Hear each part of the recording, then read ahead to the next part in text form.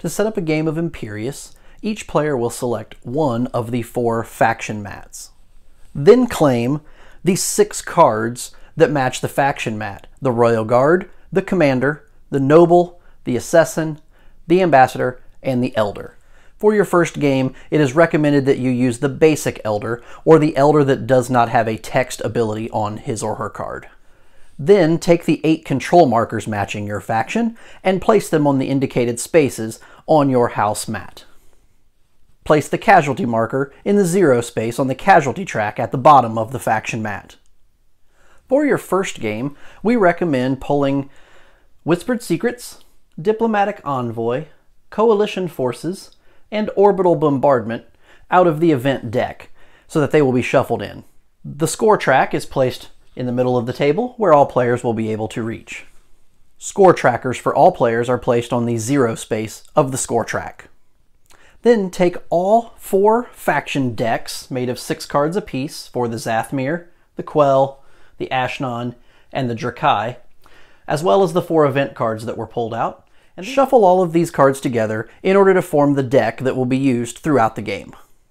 Locate the 4 basic planet cards. These cards are able to be identified because they have no text ability, only a victory point value in the lower right-hand corner, and the cards themselves are double-sided without a special back to them. Pull those cards out, and we will arrange them on the table. The 4 planet cards are arranged in a horizontal line, 1 planet per player, so in this case a 4-player game will have 4 of the basic planets, arranged in a horizontal line in the center of the table. The shuffled deck of all of the factions, as well as the 4 event cards that were selected, is placed nearby. Imperius is played in a series of rounds until the game ends.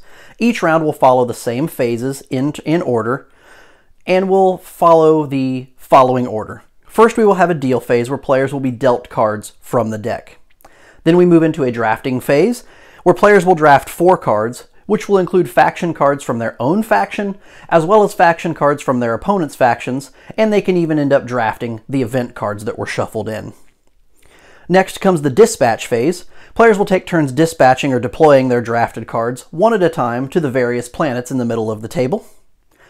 This is followed by the resolution phase, where cards are deployed, the cards that were deployed to the planets are revealed and resolved. And then finally the reset phase, where cards that were resolved on planets are discarded, the first player marker is passed, and players check to see if the game ends. First, we enter into the deal phase. The cards are shuffled, of course, the 4 factions, 6 cards apiece, as well as the 4 event cards, forming a deck of 28 cards. Each player will be dealt 5 cards, from which they will do their draft. We now enter the draft phase. During the draft phase, players will look at the 5 cards in their hand, select 1 card to keep, and will pass the remaining 4 cards clockwise to their opponent seated at their left. This process is then repeated. Players will look at the 4 cards they received from the player to their right, pick a card to keep for themselves, and pass the remaining 3 cards, again, to their left. This process is repeated a 3rd time. Players will then select a 3rd card to keep. Again, from the 3 cards that were just passed to them, they will choose a card to keep for their hand and pass the remaining 2 cards to the opponent seated at their left. It is important to note that during this draft phase, players may draft cards that belong to their own faction, they may draft cards that belong to opponents' factions, and they may draft event cards. The drafting sequence is repeated a 4th time, this time selecting 1 card to keep and returning the card not chosen face down to the center of the table. The 4 cards returned to the center of the table will be collected by the first player. They'll be shuffled so that no one knows what card's what and who turned down which cards. These cards are then deployed face up, 1 card at a time, to each of the planets. This gives the players a little bit of information to start from when they enter the dispatch phase. Now that the drafting phase is complete and cards have been deployed to each of the 4 planets, we enter the dispatch phase. Beginning with the first player, each player is going to pick a card from their hand and deploy it to any of the 4 planets.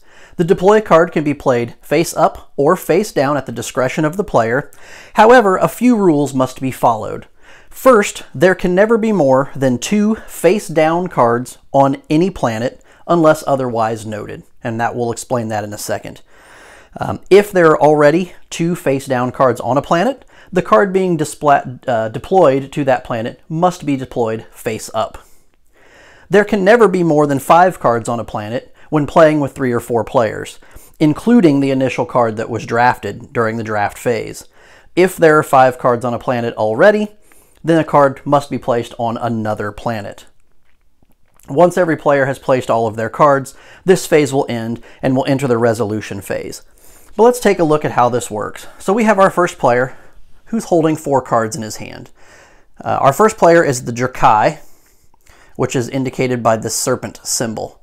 So he has drafted his own commander, he has drafted an opponent's noble, and he's drafted 2 event cards that he can play to mess with the series of things.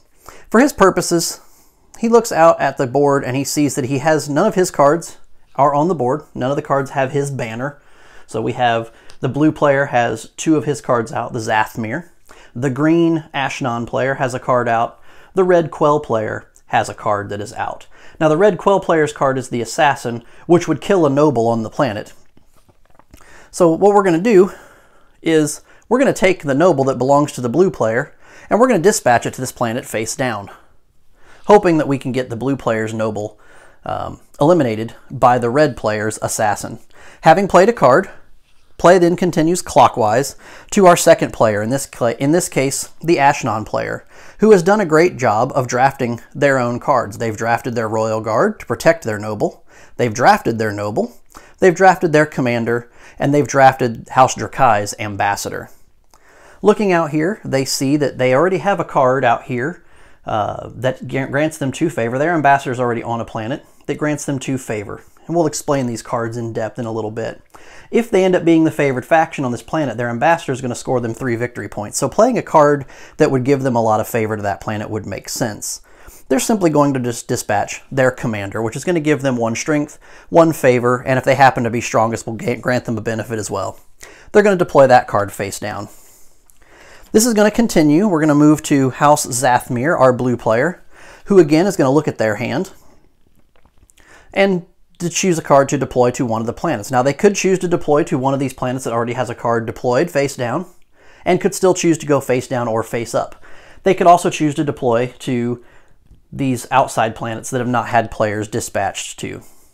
We're simply going to discard or deploy this event, Coalition Forces, and we're going to deploy this face down on this planet. And then finally, we come to the House Quell player, who still has all 4 of his cards. He's not played one yet. He chooses to play a card, and he's going to play his own commander down here on this planet. Now, there are 2 cards that are played face down already on this planet, so he will have to deploy this card face up, letting his opponents know exactly what he's choosing to do on this planet. And cards can be deployed in a stacked formation this way, or they can be laid out depending on your table space. Now that House Quell, our 4th player, has played a card, we go back to the first player, and deployment of cards is going to continue 1 card at a time until each player has dispatched or deployed all 4 of their cards. So maybe the Drakai player is going to deploy here. Our House Ashnon player is also going to deploy here. The Zathmir player will throw a card out here. The House Quell player is going to throw a card up here. And we're back to our first player. Now, we have 3 cards, a total of 4 cards on this planet, and a total of 2 cards on this planet. 1 more card can be deployed here.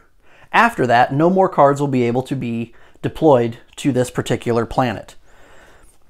So we're going to go ahead and deploy this event card onto that planet. So that planet is now fully deployed, and no other cards can be deployed to that planet. So now the other players will have to choose to deploy cards to the other planets. And again, I'm going to stack these cards up just because table space and so you can see what's been done.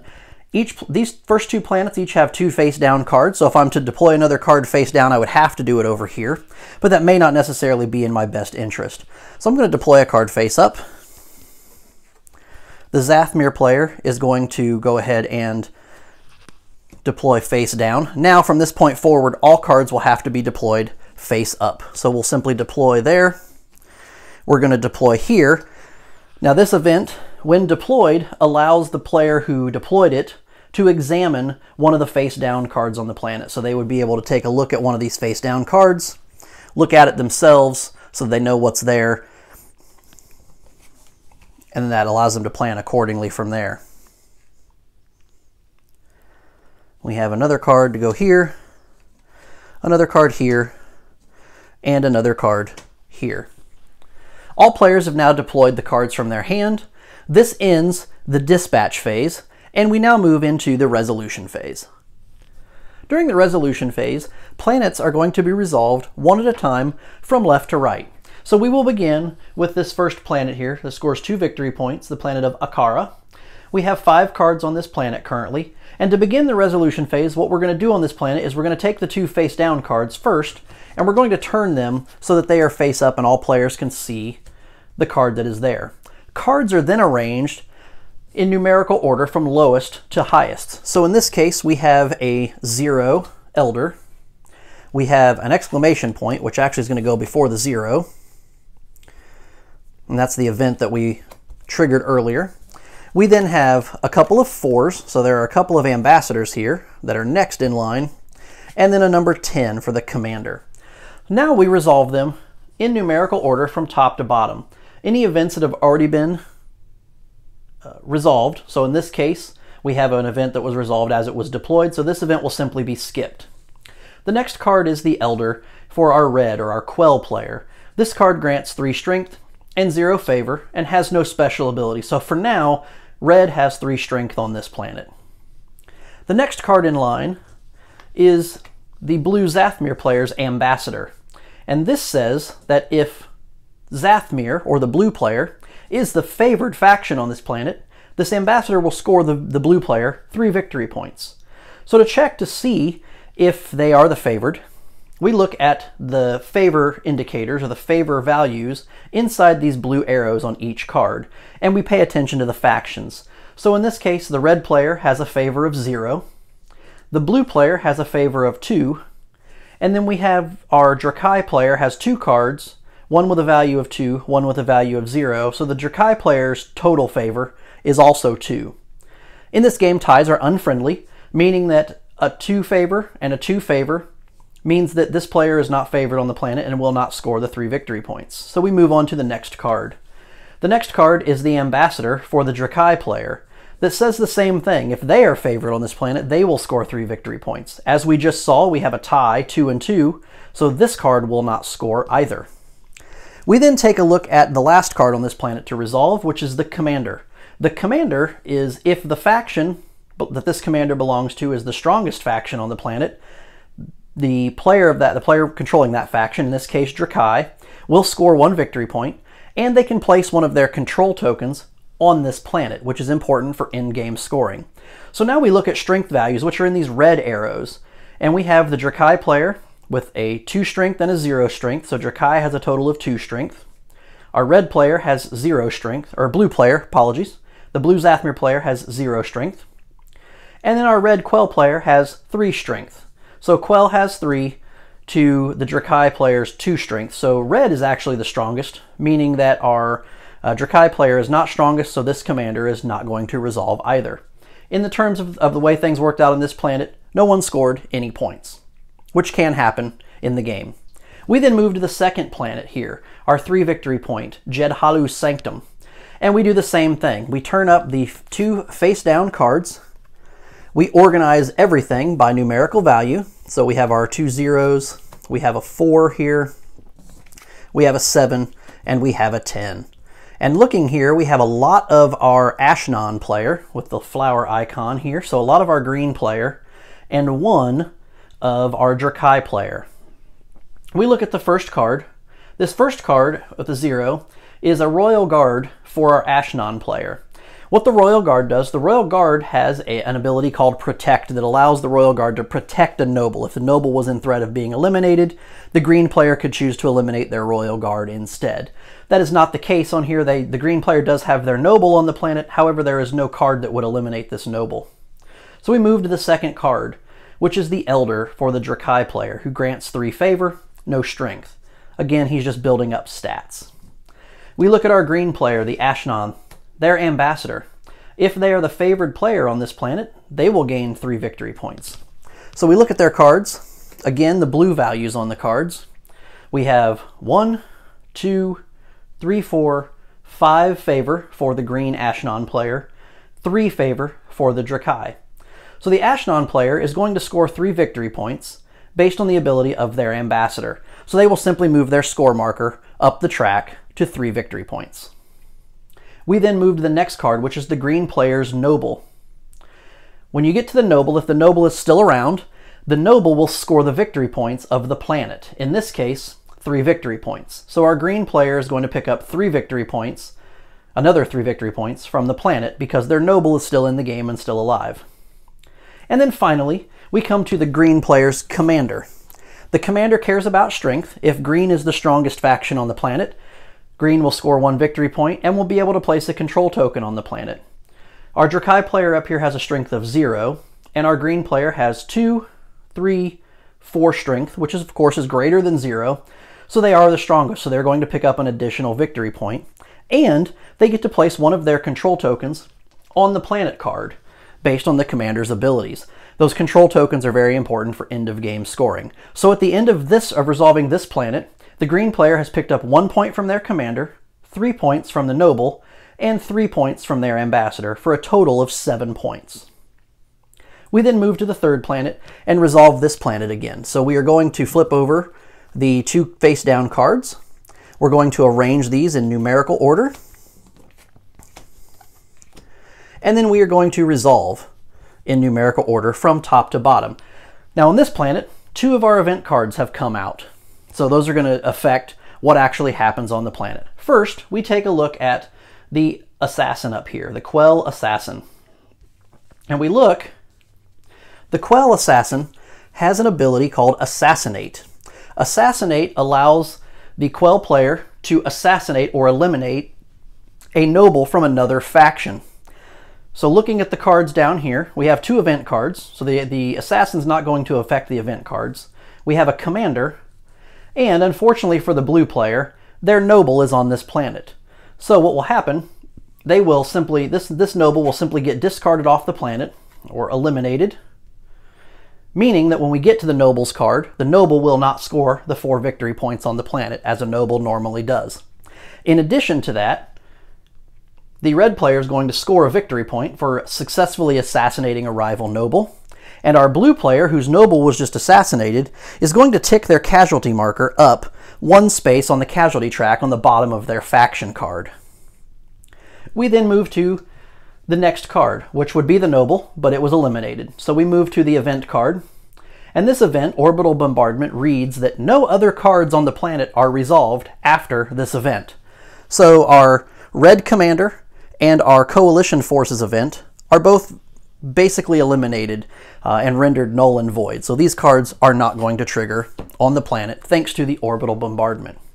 So at the end of resolving this planet, we had a blue noble that was killed, granting the red player a victory point and giving a casualty to our blue player. We then resolve the final planet. So we will turn up the 2 face-down cards there. We will organize these cards in order of numerical value, or initiative if you will. And then we will resolve, starting with the blue player's Royal Guard. Now the Royal Guard again is there to protect in case of an assassination attempt. As we saw on this planet, the assassin killed a rival noble. The blue player, if they had their noble on this planet, could use their Royal Guard to protect from an assassination. Because the Royal Guard is on this planet, it is not able to protect the noble on the other planet. They must be on the same planet in order to be protected. So in the blue player's case, the Royal Guard is simply granting them 3 strength and 1 favor that may trigger other abilities as we go through. We then move to the red player. The red player's ambassador granting 2 favor and reads that if favored on this planet, score 4 victory points. That means if the red player has the most favor on this planet, they will score 4 victory points. The red player has 2 favor. Our blue player has 1. There's 1 there and nothing down here. So far the red player is favored. Our green player here has 0 favor, and our Drakai player has 1. So the ambassador for the red player is going to score 4 victory points for our red player, bringing our red player up to a total of 5 victory points, including the one they scored for the successful assassination. We then move to the next card in the list, which is the blue player, our House Zathmir's assassin, which can assassinate a rival noble on the planet. And looking down at the bottom, we have a noble on the planet. Down here, our Drakai noble is on the planet and is going to be assassinated. However, they may not necessarily be assassinated by the blue player's assassin, because the green player has also played their assassin to this planet. In order to determine which assassin is going to eliminate the Drakai noble, strength is what breaks ties, meaning that we look at the red values for the blue player and for the green player, and whoever is strongest, that assassin successfully eliminates the rival noble. Our blue player has a total of 5 strength, 2 for their assassin and 3 for the royal guard, and our green player has a total strength of 1. So our blue player is going to successfully assassinate the noble, is going to eliminate the Drakai noble, giving the Drakai player a casualty, meaning that the Drakai player will move their casualty marker up 1 on their casualty track. They will also score a victory point, so our blue player is now on the score track. And the green player's assassin also lets him assassinate a noble, but there are no longer any nobles available to assassinate, so the green player's assassin is going to effectively do nothing. Had this noble survived, this noble would have scored the planet, which would have scored the Drakai player 5 victory points. So let's take a look at the score track and the faction mats here at the end of our first resolution phase. Here's a look at the score track after the first resolution phase, as well as each of the faction mats. Our green player was able to pick up 7 points during resolution, scoring 3 for their ambassador, 3 for their noble, and 1 point for their commander. Their commander also allowed them to place a command token, which you will notice is missing from their house mat. Secondly, in second place, we have our Quell player, our red player, who was able to pick up 5 victory points through their ambassador, as well as successfully eliminating the blue player's noble. So they have scored 5 points. You'll also notice on the blue player's mat, the casualty marker has ticked up off of the 0 space and is now covering the number 1 space on the Zathmir. The same is true for our Drakai player, whose noble was also eliminated during resolution and not scoring points. The blue player picked up 1 point for successfully eliminating the Drakai noble, and the Drakai, unfortunately, our Drakai player did not score any points during this resolution phase. So this is how things look after the end of the phase. We then enter the cleanup phase, where we check for game end. Game end is 1 player reaching 20 points on the score track. In this case, our highest player has 7, so the game is not over. We will collect all of the cards that were dispatched to planets, shuffle them up so that they can be dealt out for the next round, and our first player token is going to pass clockwise to the player seed to the left. So in the second round, House Ashnon will be our first player for the second resolution phase. We then we take all of the cards that had been deployed to the planets previously, that were just deployed and just resolved this round. We take all of those cards. They are going to get shuffled. So we'll shuffle these up. Let's give them a quick little shuffle here. They will be placed on the bottom of the deck of cards from the cards that were not dealt out at the last round. And then we will deal out, again, 5 cards to each player, so that each player will be able to then draft another hand of 4 cards to play.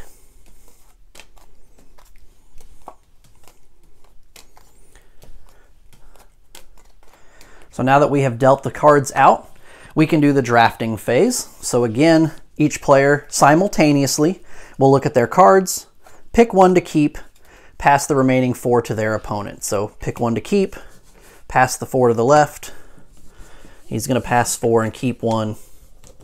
He will keep 1 and pass 4, and then he will take 4 from the Quell player.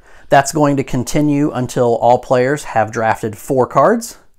The remaining cards will then get placed in the middle of the table to be dispatched to the planets, and we will enter another dispatch phase. We have now entered the second dispatch phase. Cards have been dealt and drafted, and the cards left over from the draft have been deployed to each of the 4 planets. We have our green player's Royal Guard, our red player's Royal Guard, our green player's commander, and our blue player's elder. So looking there can kind of guide what each player would like to do. So the green player, our Ashnan player, is going to be our first player, and they are going to again pick a card from their hand, deploy it to one of the planets, and then play will pass clockwise through Quell, Zathmir, Drakai, and will continue until each player has dispatched all of their cards. This is the end of the dispatch phase. All cards have been dispatched to planets, players taking one turn, or playing one card each to a planet, again following the rules of no more than 2 face-down cards and no more than 5 cards on a planet total, including the cards that were deployed to the planets. However, there are exceptions to some of those rules, one of those being cards that have the keyword infiltrate on them. If you look at this second planet, you'll notice there are 6 cards here instead of 5. We have 1, 2, 3, 4, 5, 6 cards. That is because some cards in the game contain the keyword infiltrate. Infiltrate, it means that that particular card does not count to the card limit on the planet. So in this case, even though there are 6 cards physically on the planet, the 2 event cards that are here both say infiltrate on them. So in the eyes of the rules of the game, only 4 cards have been deployed to this planet because the events both have infiltrate. You'll also notice on the events, when you look at the top of both of these event cards, there are these little eyeball symbols at the top. This indicates that that card must be played face up regardless of the number of face down cards on the planet. And the reason for that is because they generally activate as soon as they are played, or they have the word infiltrate, and all players need to be able to see the keyword infiltrate on those cards. Now that we are at the end of the dispatch phase, we enter resolution, beginning with the planet on our left. So we're going to turn up all of the cards, arrange them in numerical order, and resolve in numerical order. First, we come to our Royal Guard for the green Ashnan player that was on the planet already. Has the Protect, which would protect a noble. Now, there is a noble on this planet. However, that noble belongs to the Drakai. So the Drakai's noble is down here. The Protect ability on the Ashnan will not protect this Drakai noble because this is not the Ashnan's noble. They don't want to protect a rival faction's noble. So their noble simply granting them some strength and some favor. We then move to the next card in the list, which is the Elder for the green player. Again, no special abilities, granting 3 favor. So this green player has a total of 4 favor on the planet, which makes them very tough to beat. The next card on the planet is the Red Elder, who grants 3 strength and no favor. We look at the 4th card here, which is the blue player's Ambassador. If blue is favored on this planet, they score 3 victory points. They have a total of 2 favor, and our green player has a total of 4. So they are not favored, so unfortunately the blue player is not going to score any points for their Ambassador. The last card on the planet is the Drakai Noble, and now that we've reached the Drakai Noble, the noble is still here. Our Drakai player is going to score the planet, so they are going to score 2 victory points. So that gets them on the score track. That planet has now been resolved. We can move to the second planet and resolve it. So we turn up the 2 face-down cards. We arrange everything in numerical order. So we have an event that's going to go first, or is already activated essentially. We have the Royal Guard. We have the other event, which does have an ability on it. Our Drakai Ambassador, a Drakai Assassin, and our Quell Noble. The first event up here has already been activated. It was activated upon being deployed, allowing that player to examine one of the face-down cards on the planet. We then move to the Royal Guard. The Royal Guard on here for the red player has Protect, which is very good for the red player in this case, because the red player has their noble on the planet, and Drakai has deployed their assassin to this planet. The assassin would normally kill the noble in this case. However, because the red player has the Royal Guard with the Protect ability, the red player has the option of sacrificing their Royal Guard, which they're going to do in this case. So they discard their Royal Guard. They're going to take a casualty for doing so. So they will move that casualty marker up because their Royal Guard was eliminated. And that's going to cancel out the assassin down here that would have killed the noble earlier, or would have killed the noble had it made it down that far. So this noble is going to end up surviving. We then have the event. This says that the favored faction on the planet places a control token on the planet. We have 2 for our Drakai player. We have 1 for our Quell player, and there's still 0. This assassin is still on the planet. She was not eliminated. She is still here, still contributes her strength and her favor. It just cancels the assassinate ability. Our Drakai player is favored, so our Drakai player is going to score 3 victory points. So we scored 2 from here. He's going to score another 3. So that's going to take them to a total of 5 victory points. The assassin, we already talked about, will not actually be able to assassinate the noble, which means the red noble is going to score 3 victory points. So that takes the red player to 8 victory points. Our Ashnon player is still at 7. Our Drakai player has now moved up to a total of 5 victory points. And our blue player is still sitting at 1. We resolve the 3rd planet. So we're going to turn these cards up. We have a 4, a 6, and then 3 10s. And we resolve in order. The green player has played their ambassador on this planet. If they are favored on the planet, meaning the green player's total favor is better than anything else, then the green player is going to score 3 victory points. They have a total of 2 favor there, another favor down here, so a total of 3 favor. The red player has no favor, the Drakai player has no favor, and the blue player has 1. So our green player is most favored, so they're going to score 3 victory points, bumping them up to 10 points on the score track, and halfway to ending the game. We move to the next card in the list, which is an assassin. Again, assassinating a noble. Unfortunately for our red assassin, there are no nobles on the planet. All 3 of these cards are commanders. So now we have to determine which of these commanders actually triggers. And to do so, we determine who is strongest on the planet. Our red player, when we're looking through the Drakai, the Zathmir, and the Ashnon player. So our black player, our blue player, and our green player are going to be looked at. So even though red has 1 strength up here with his assassin, it doesn't factor into this. The Drakai player has 2 strength, our Zathmir player has 1, our Ashnon player has 1. So Drakai is going to win. Their commander is the strongest. They're going to score 1 victory point and be able to place one of their control markers or control tokens on the planet, again, for end-game scoring. The other 2 commanders are not going to do anything because they do say they have to be strongest on the planet, and as we just determined, they are not.